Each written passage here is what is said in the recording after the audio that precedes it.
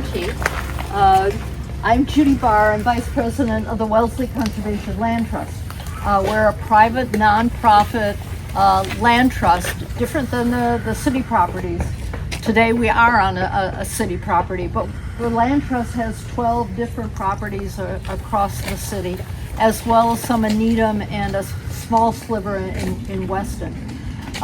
We do a number of walks. Chris has done this for about 4 years. Chris Crowley is the treasurer of the organization, but also our Firefly and geology guru. He leads geology walks, which are absolutely amazing. So there's one in August coming up. But tonight is Fireflies. It has been a huge rebound in firefly populations, at least locally. I've lived here for about 30 years, and for years and years never saw fireflies, and I've got dogs that I'm walking at all hours of the day and night, so if they were here I would have seen them.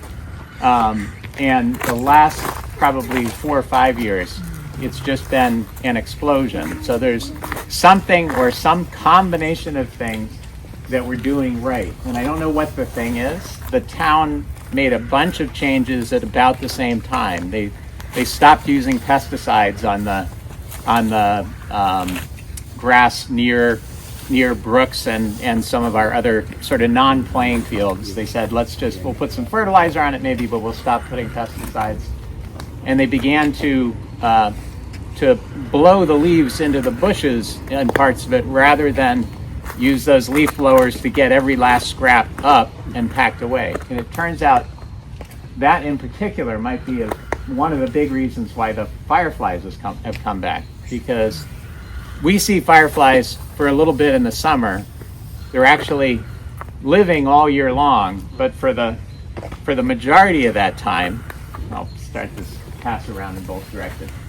For the majority of that time, they're larvae, and they look kind of like pill bugs, if you know what a pill bug is.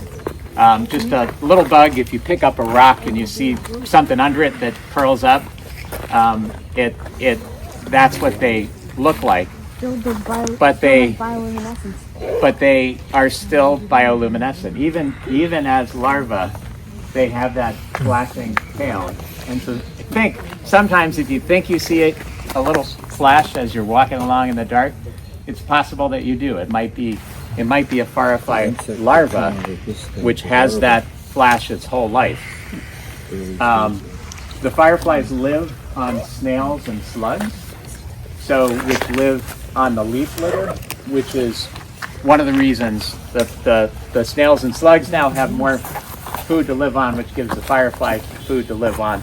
And also, since there aren't the pesticides there, which the snails and slugs would concentrate, that probably helps as well.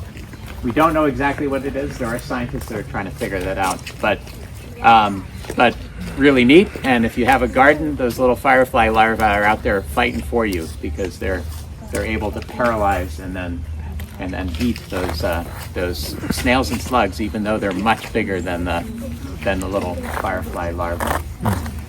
So the firefly will go a year or 3 living as a larva. It may not decide to go into a pupa and emerge as a firefly if it doesn't think that the conditions are right. It wants to lay its eggs when it's expecting that it's going to be another moist environment for it, and that it's a good time to generate a new generation of fireflies.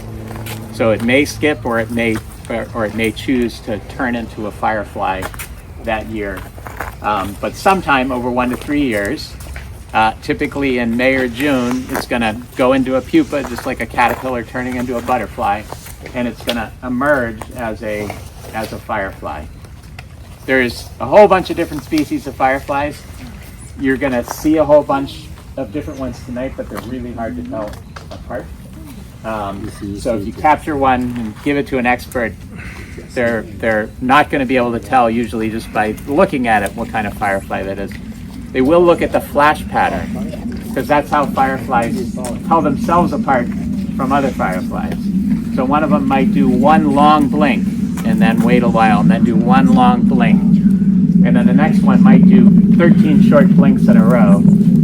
Some of them loop while they're blinking to make like a J, and some of them have different colors. And you should see that last year there was some good amber ones, kind of reddish orange, and some good greenish yellow ones, and some are whiter. And so if you look really closely, you'll start to see the colors are different too. And that's important because it's all the boys that you're seeing when you look out there and see those fireflies running around, and they're advertising for the ladies who are typically,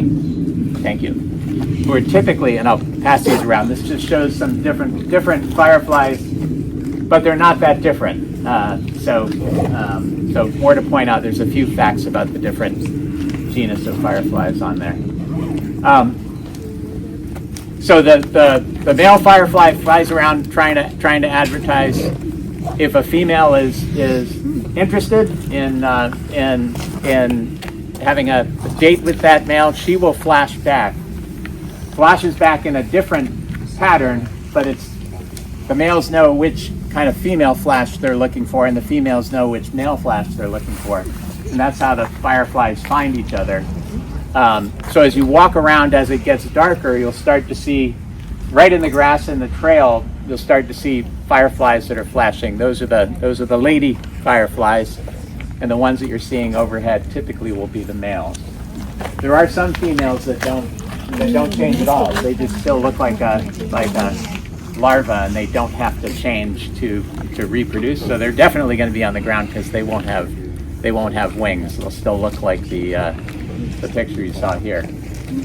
And there's one last kind of firefly. The fireflies, once they change, eat very little. Some of them don't eat at all.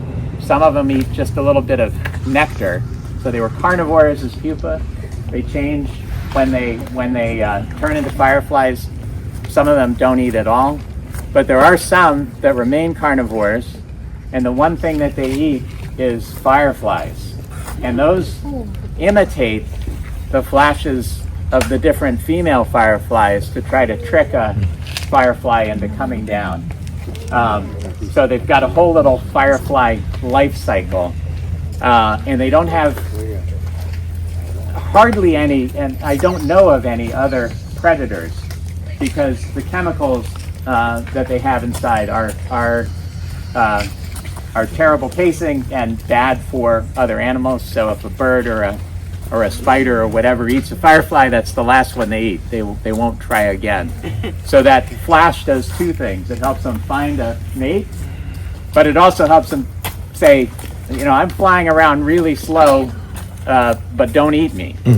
That also means that they are relatively easy to catch. If we were out there trying to catch a fly or something, nobody here would come back with a fly.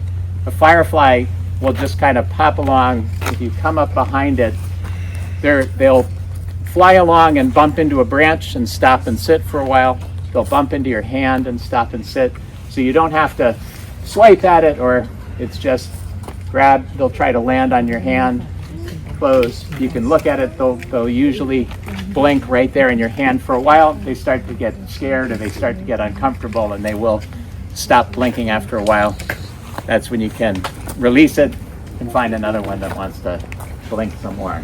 They're going to come out first where it's darkest. So where you see bushes, where you see trees overhanging, and it's going to be when it's a certain amount of darkness. That's when the fireflies start blinking.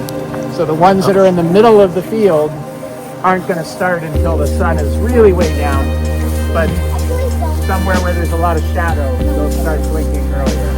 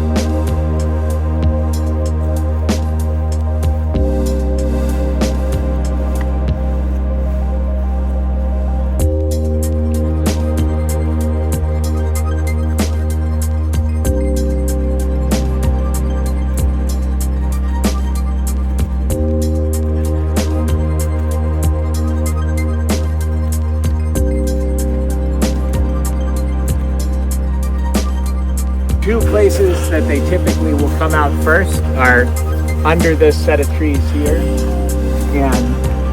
and by that set of trees that we walk by to get in here, particularly where you were between some bushes and some trees. It gets kind of protected, dark enough there. They don't want to start lighting up until they think they're going to be seen. So they wait until there's a certain amount of darkness, but they will, if they're in shade, they'll get started lighting up.